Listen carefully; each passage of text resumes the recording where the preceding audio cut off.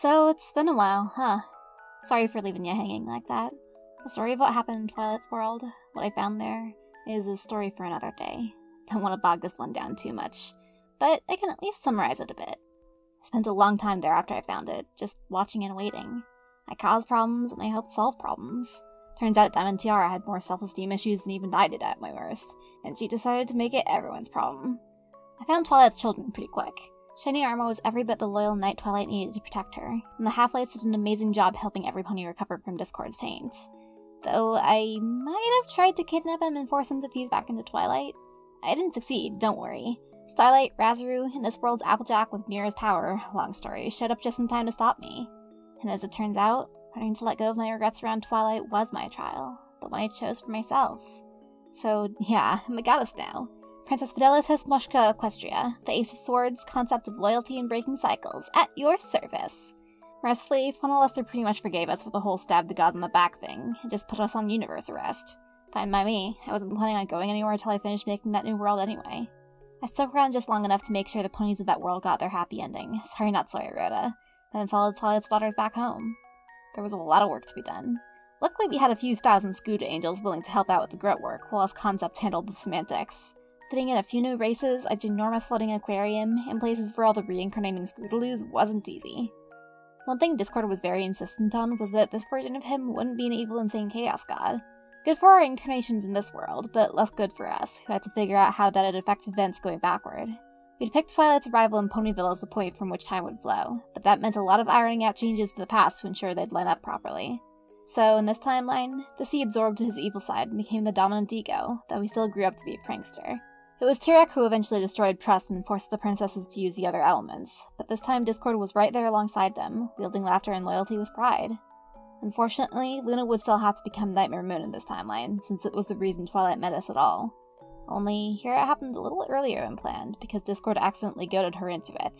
He felt so bad in the aftermath that he secluded himself away, becoming something of a monkey's paw type wish-granting urban legend. It would take a long time, and some nudging from this world's elements, before he would be willing to face his sisters again. They welcomed him back with open hooves. The Applejack here wasn't all the same either. With that extra bit of sweetheart soul in her, I don't think she ever had even the potential to become Nightmare Mirror. She was still honesty, but a kinder one more focused on self-reflection than my Applejack. Mirror would have been proud if she was still here to see it. Aside from the Scoodaloos, we had two new additions to this world. One was Flutternice, who, after a lot of therapy sessions, decided she wanted another chance at foalhood with her mother. Besides, her world already had a Fluttercruel, who was being raised by our world's Princess Gaia. Oh, it turns out Gaia is the surviving Fluttershy's alicorn name. Really should have figured that one out sooner, huh? Anyway, the new world's Fluttershy was the first in our group to meet Discord, when she tried to find him to save a dying wolf pup's life. It's Fluttershy, what do you expect? For reasons that were admittedly a bit of a stretch on our part, he decided the only way to save it was by infusing it with his essence, then mixing a bit of Shy's in to stabilize it. And Shy emerged from his home with a new half-Draconicus daughter resting on her back. Since she didn't begin her existence as an evil extension of Fluttershy, the filly was free to choose her own name and destiny. Pearlyfangs was a bit bratty and had a few qualms about violence, but with her mother's help, she eventually grew into a fine young mare with a talent for beastkeeping. The second newcomer was, of course, Apple Pie. We agreed should be raised by our aunt as she would have wanted. She was born to oranges and sent to live on the apple farm, the reverse of Applejack before her. Naturally, the farm life suited her far better than Manhattan did AJ. Funnily enough, both fillies wound up becoming part of the Crusaders. Between them and the addition of Scooter Punch, the group quickly became feared across Ponyville for their sheer ability to cause chaos, literally in Pearly's case. Ruby Punch tagged along sometimes, as predicted, but most of the time she was happy to hang out with her own friend group. This new universe isn't perfect. There's a lot of tragedy that we couldn't get around without causing more issues. We could skip the Lost Age's creation and eventual destruction, but couldn't leave out the disaster that destroyed the Age of Wonders and all its technology. And though Tirek didn't hurt as many ponies as Discord in his rampage, he still caused a lot of pain. But it's a world where a pony like Nightmare Cliffs will never come into being, and one where Diamond Tiara could get the help she needed without the manipulations of a bad god. I spent my immortal lifetime as Rainbow Dash there, going on big adventures and being totally awesome. I even got to join the Wonder Girls after all.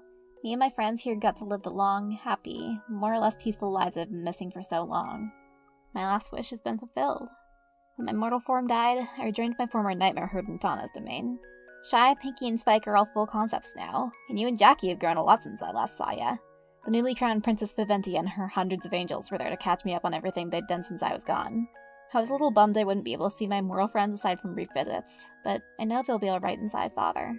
They deserve their best. What am I gonna do now? I think I'm gonna follow in my Twilight's footsteps. I didn't get why she abandoned us for other worlds back when I was half nightmare, but now, there's a lot of worlds that could use my help. A lot of worlds stuck in place with no way to move forward, and I can't just sit back and do nothing. Don't worry, I'll come back eventually. The shadows who make don't seem quite as obsessed with time loop stories as they do dark, grimy bullshit. And with Nyasha Trot gone for good, I won't have much opposition. It'll just be a short trip, a 3,000 years mortal time. I'll be back before you know it. Anyway, Midnight, does that answer all your questions? Mm-hmm. Thanks for helping me wrap your story up properly. I get why it ended where it did, but it deserves its happy ending. Yeah, we've raised you well, kid. Do you still miss her? Your Twilight? Of course I do. Every day, really. But I've got you to look after now, and your sister's back in the other world. Even if you were the only good thing to come out of it, her sacrifice would have been worth it. Someone's feeling sappy. Yeah, well, finishing long overdue stories will do that to people.